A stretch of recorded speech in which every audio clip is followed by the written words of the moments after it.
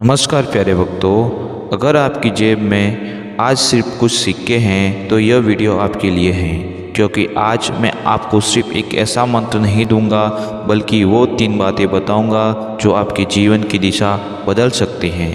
कभी कभी गरीबी सिर्फ पैसों की नहीं होती, वो सोच में होती है, हालात में होती है और हाँ, किस्मत में भी होती है। लेकिन कहते हैं ना, शिव जब साथ होते हैं तो किस्मत को भी झुकना पड़ता है। आज आप एक ऐसा शिव मंत्र सुनने वाले हैं जो न किसी किताब में लिखा है, न टीवी पर बताया गया है। यह मंत्र गुप्त धन, छुपे हुए अवसर और अचानक आने वाले पैसों को आकर्षित करता है। यह वह शक्ति है जिससे कुछ लोग अचानक अमीर बन जाते हैं, बिना किसी तिरकम के, बिना किसी प्लान के। लेकिन इस मंत्र को सुनने से पहले आपको 3 बातें जानना जरूरी है। अगर वो 3 बातें आपको समझ आ गई तो यह मंत्र आपके जीवन में चमत्कार बनकर गूंजेगा। तो अंत तक वीडियो को जरूर देखें, क्योंकि तीसरी बात आपको वो राज बताएगी जो गुप्त धन के खोलने की चाबी है, और फिर शुरू होगी आपकी नई जिंदगी की कहानी। तो देर किस बात की, चलो सुनते हैं भगवान शिव के उस दिव्य चमत्कारी शिव मंत्र को। मंत्र इस प्रकार है। ओम शिवाय मार्गदर्शकाय चित्त शुद्धिकराय गुप्त लाभदायाय नमः।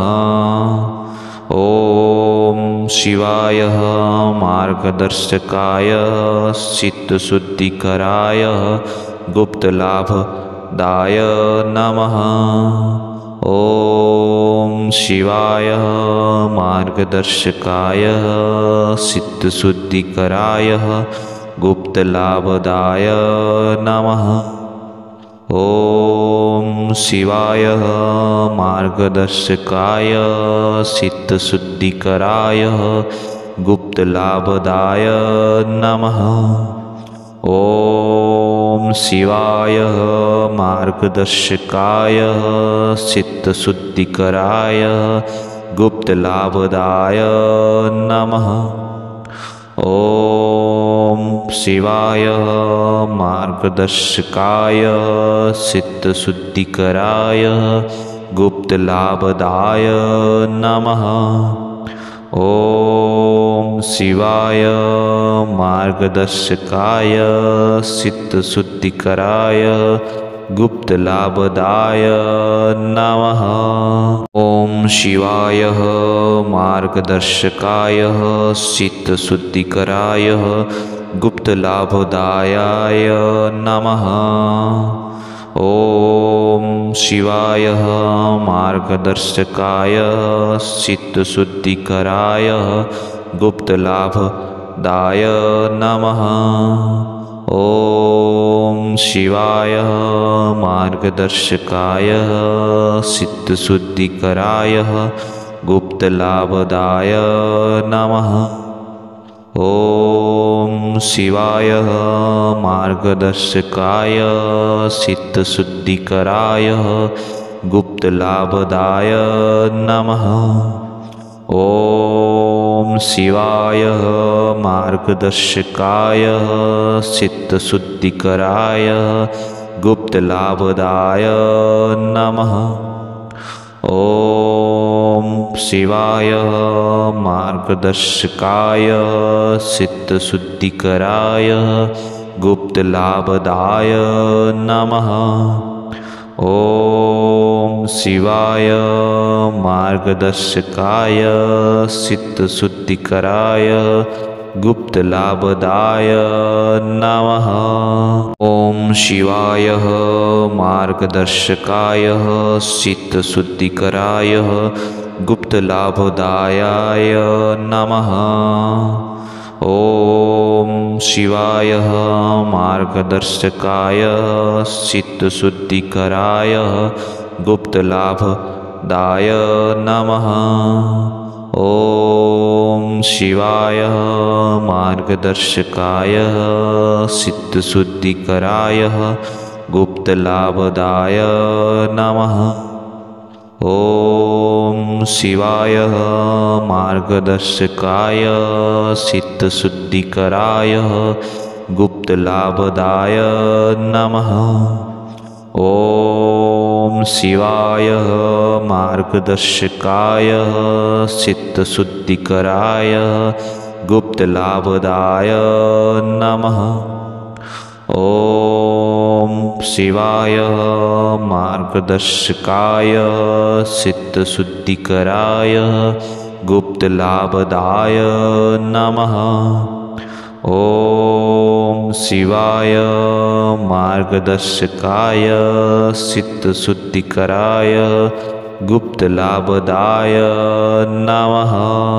ओम शिवाय मार्गदर्शकाय चित्तशुद्धिकराय गुप्तलाभदाय नमः। ओम शिवाय मार्गदर्शकाय चित्तशुद्धिकराय गुप्तलाभदाय नमः। ओम शिवाय मार्गदर्शकाय चित्तशुद्धिकराय गुप्तलाभदाय नमः। ओम शिवाय मार्गदर्शकाय चित्तशुद्धिकराय गुप्तलाभदाय नमः। ओम शिवाय मार्गदर्शकाय चित्तशुद्धिकराय गुप्तलाभदाय नमः। ओम शिवाय मार्गदर्शकाय चित्तशुद्धिकराय गुप्तलाभदाय नमः। ओम शिवाय मार्गदर्शकाय चित्तशुद्धिकराय गुप्तलाभदाय नमः। ओम शिवाय मार्गदर्शकाय चित्तशुद्धिकराय गुप्तलाभदाय नमः। ओम शिवाय मार्गदर्शकाय चित्तशुद्धिकराय गुप्तलाभदाय नमः। ओम शिवाय मार्गदर्शकाय चित्तशुद्धिकराय गुप्तलाभदाय नमः। ओम शिवाय मार्गदर्शकाय चित्तशुद्धिकराय गुप्तलाभदाय नमः। ओम शिवाय मार्गदर्शकाय चित्तशुद्धिकराय गुप्तलाभदाय नमः। ओम शिवाय मार्गदर्शकाय चित्तशुद्धिकराय गुप्तलाभदाय नमः। ओम शिवाय मार्गदर्शकाय चित्तशुद्धिकराय गुप्तलाभदाय नमः। ओम शिवाय मार्गदर्शकाय चित्तशुद्धिकराय गुप्तलाभदाय नमः। ओम शिवाय मार्गदर्शकाय चित्तशुद्धिकराय गुप्तलाभदाय नमः। ओम शिवाय मार्गदर्शकाय चित्तशुद्धिकराय गुप्तलाभदाय नमः। ओम शिवाय मार्गदर्शकाय चित्तशुद्धिकराय गुप्तलाभदाय नमः। ओम शिवाय मार्गदर्शकाय चित्तशुद्धिकराय गुप्तलाभदाय नमः। ओम शिवाय मार्गदर्शकाय चित्तशुद्धिकराय गुप्तलाभदाय नमः। ओम शिवाय मार्गदर्शकाय चित्तशुद्धिकराय गुप्तलाभदाय नमः। ओम शिवाय मार्गदर्शकाय चित्तशुद्धिकराय गुप्तलाभदाय नमः। ओम शिवाय मार्गदर्शकाय चित्तशुद्धिकराय गुप्तलाभदाय नमः। ओम शिवाय मार्गदर्शकाय चित्तशुद्धिकराय गुप्तलाभदाय नमः। ओम शिवाय मार्गदर्शकाय चित्तशुद्धिकराय गुप्तलाभदाय नमः। ओम शिवाय मार्गदर्शकाय चित्तशुद्धिकराय गुप्तलाभदाय नमः। ओम शिवाय मार्गदर्शकाय चित्तशुद्धिकराय गुप्तलाभदाय नमः। ओम शिवाय मार्गदर्शकाय चित्तशुद्धिकराय गुप्तलाभदाय नमः। ओम शिवाय मार्गदर्शकाय चित्तशुद्धिकराय गुप्तलाभदाय नमः। ओम शिवाय मार्गदर्शकाय चित्तशुद्धिकराय गुप्तलाभदाय नमः। ओम शिवाय मार्गदर्शकाय चित्तशुद्धिकराय गुप्तलाभदाय नमः। ओम शिवाय मार्गदर्शकाय चित्तशुद्धिकराय गुप्तलाभदाय नमः। ओम शिवाय मार्गदर्शकाय चित्तशुद्धिकराय गुप्तलाभदाय नमः। ओम शिवाय मार्गदर्शकाय चित्तशुद्धिकराय गुप्तलाभदाय नमः।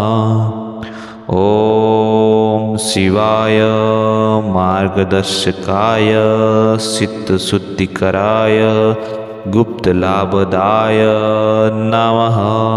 ओम शिवाय मार्गदर्शकाय चित्तशुद्धिकराय गुप्तलाभदाय नमः। ओम शिवाय मार्गदर्शकाय चित्तशुद्धिकराय गुप्तलाभदाय नमः। ओम शिवाय मार्गदर्शकाय चित्तशुद्धिकराय गुप्तलाभदाय नमः। ओम शिवाय मार्गदर्शकाय चित्तशुद्धिकराय गुप्तलाभदाय नमः। ओम शिवाय मार्गदर्शकाय चित्तशुद्धिकराय गुप्तलाभदाय नमः। ओम शिवाय मार्गदर्शकाय चित्तशुद्धिकराय गुप्तलाभदाय नमः। ओम शिवाय मार्गदर्शकाय चित्तशुद्धिकराय गुप्तलाभदाय नमः। ओम शिवाय मार्गदर्शकाय चित्तशुद्धिकराय गुप्तलाभदाय नमः। ओम शिवाय मार्गदर्शकाय चित्तशुद्धिकराय गुप्तलाभदाय नमः। ओम शिवाय मार्गदर्शकाय चित्तशुद्धिकराय गुप्तलाभदाय नमः। ओम शिवाय मार्गदर्शकाय चित्तशुद्धिकराय गुप्तलाभदाय नमः। ओम शिवाय मार्गदर्शकाय चित्तशुद्धिकराय गुप्तलाभदाय नमः। शिवाय मार्गदर्शकाय चित्तशुद्धिकराय गुप्तलाभदाय नमः। ॐ शिवाय मार्गदर्शकाय चित्तशुद्धिकराय गुप्तलाभदाय नमः। ॐ शिवाय मार्गदर्शकाय चित्तशुद्धिकराय गुप्तलाभदाय नमः। ॐ शिवाय मार्गदर्शकाय चित्तशुद्धिकराय गुप्तलाभदाय नमः। ॐ शिवाय मार्गदर्शकाय चित्तशुद्धिकराय गुप्तलाभदाय नमः। ॐ शिवाय मार्गदर्शकाय चित्तशुद्धिकराय गुप्तलाभदाय नमः। ॐ शिवाय मार्गदर्शकाय चित्तशुद्धिकराय गुप्तलाभदाय नमः। ॐ शिवाय मार्गदर्शकाय चित्तशुद्धिकराय गुप्तलाभदाय नमः। ॐ शिवाय मार्गदर्शकाय चित्तशुद्धिकराय गुप्तलाभदाय नमः। ॐ शिवाय मार्गदर्शकाय चित्तशुद्धिकराय गुप्तलाभदाय नमः। ॐ शिवाय मार्गदर्शकाय चित्तशुद्धिकराय गुप्तलाभदाय नमः। ॐ शिवाय मार्गदर्शकाय चित्तशुद्धिकराय गुप्तलाभदाय नमः। ॐ शिवाय मार्गदर्शकाय चित्तशुद्धिकराय गुप्तलाभदाय नमः। ॐ शिवाय मार्गदर्शकाय चित्तशुद्धिकराय गुप्तलाभदाय नमः। ॐ शिवाय मार्गदर्शकाय चित्तशुद्धिकराय गुप्तलाभदाय नमः। ॐ शिवाय मार्गदर्शकाय चित्तशुद्धिकराय गुप्तलाभदाय नमः। ॐ शिवाय मार्गदर्शकाय चित्तशुद्धिकराय गुप्तलाभदाय नमः। ॐ शिवाय मार्गदर्शकाय चित्तशुद्धिकराय गुप्तलाभदाय नमः। ॐ शिवाय मार्गदर्शकाय चित्तशुद्धिकराय गुप्तलाभदाय नमः। ॐ शिवाय मार्गदर्शकाय चित्तशुद्धिकराय गुप्त